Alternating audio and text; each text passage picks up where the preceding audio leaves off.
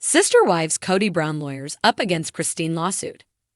Sister Wives star Cristin Brown Woolley filed a lawsuit against Kody Brown near the middle of September. But now, Kody is ready to fight back against his former wife, Cristin, as he lawyers up for a counter-lawsuit. Furthermore, the case includes Truly Brown child support and custody discussions. Kody Brown lawyers up against Cristin lawsuit. Reportedly, in online court documents viewed by the Ashley, Kody Brown appeared in court with a new lawyer by his side on October 13. Kody has hired a Utah-based lawyer to represent him in the lawsuit that his former wife, Cristin Brown Woolley, filed against him on September 16. Now, Kody and his lawyer filed a counterclaim to Cristin's lawsuit. According to the Ashley, Cristin submitted the court documents using her married name, Cristin Woolley. She filed a petition for declaration of paternity, child custody, parent time, and support against Kody. Kody Brown is going through paternity testing. Within the petition, Cristin Brown Woolley is demanding a paternity test from Kody Brown. She wants it in writing that Truly is his biological daughter. Since Cristin was Kody's third wife in their plural marriage, there was only a spiritual union between them and no legal paper trail. While that has benefited her in some ways, it is a drawback with legal work regarding child support since he isn't on the birth certificate. Seemingly, Kody is complying with the request because a fee was paid for something paternity-related regarding the case. While Cristin Brown Woolley and Kody Brown live public lives for TV, they are taking steps to conceal information. Cristin or Kody have requested that family information be marked as not public for the court documents. It is not available to be viewed by anyone other than the courts or Kody and Cristin and their legal counsel. However, the Ashley confirms the case includes domestic relations injunction, which was also filed with Cristin's paternity suit. With this attached, neither party is allowed to harass, intimidate, or disturb the peace of the other party by any means, including electronically. Furthermore, it prohibits both parties from committing domestic violence or abuse against the other party or a child. Watch your words. Additionally, the injunction makes rules clear for both parties, Kody Brown and Cristin Brown Woolley, in dealing with Truly during the active court case. Specifically, neither parent can take Truly on a trip without consent from the other parent. Furthermore, the parent requesting must give specific travel details and a way of contacting Truly during the travel. It also states they cannot say anything to demean or disparage, talk badly about the other party in Truly's presence. Likewise, nor can Kody or Cristin attempt to influence the children's preference regarding custody or parent time. Even more so, neither parent should say anything that would negatively affect the love and affection of the children for the other party or involve the children in the issues of the petition. However, Cristin has been publicly referring to Kody as a deadbeat dad during her Sister Wives media tour. Furthermore, she is asserting that Kody is not financially supporting Truly or even spending regular time with her. Fans wonder about the fate of Sister Wives. On Reddit, one fan says, "This'll be the end of the show. Everyone will have to censor themselves in confessionals, and no one will want to risk being in the same room. If a kid unaliving himself didn't end the show, I have my doubts that this will."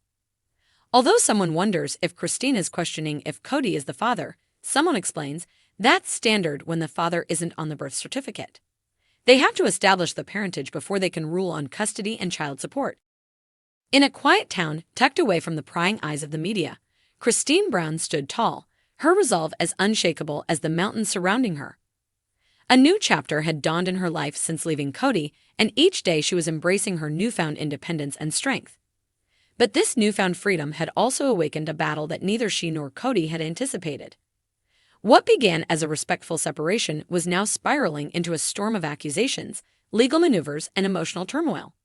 A showdown in which Kody Brown, formerly the patriarch of a massive, complex family structure, found himself entangled in a lawsuit that threatened to unravel all he tried to build. The news first leaked through a quiet statement from Cristin's attorney. With careful, direct language, it was revealed that Cristin had filed a suit claiming that Kody was withholding assets that had been promised to her during their years together. These were funds, investments, and even a portion of property that she claimed Kody had verbally agreed would be hers should she ever choose to leave. She alleged that Kody had breached this agreement, and now she was ready to take legal action to ensure her rightful share. Meanwhile, Kody, who had never been one to back down from a challenge, quickly lawyered up.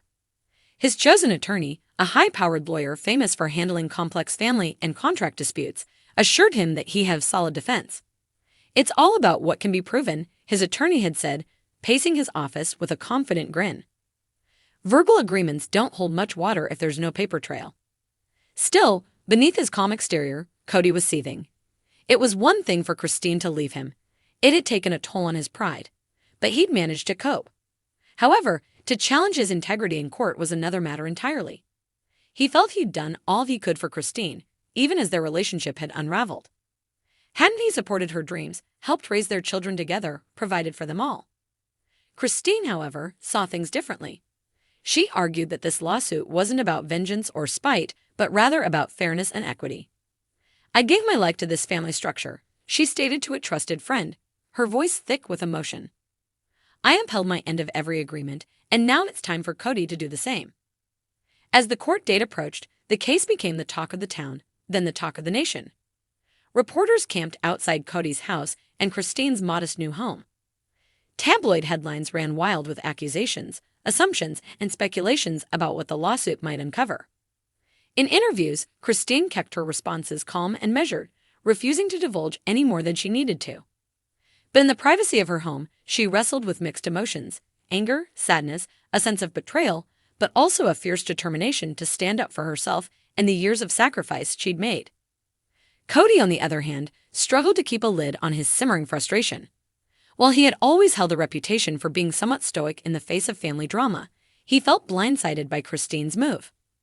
The family structure he had carefully curated, with its complexities and unspoken rules, seemed to be falling apart before his eyes.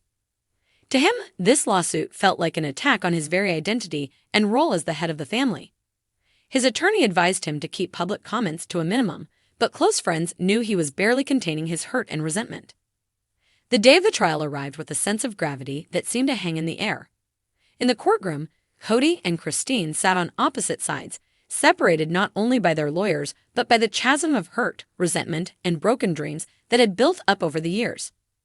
Each had brought with them a small cadre of supporters: Cristin's friends and family from her new life, Kody's loyal confidants who believed he was being wronged. The lawyers on both sides were sharp, skilled, and relentless.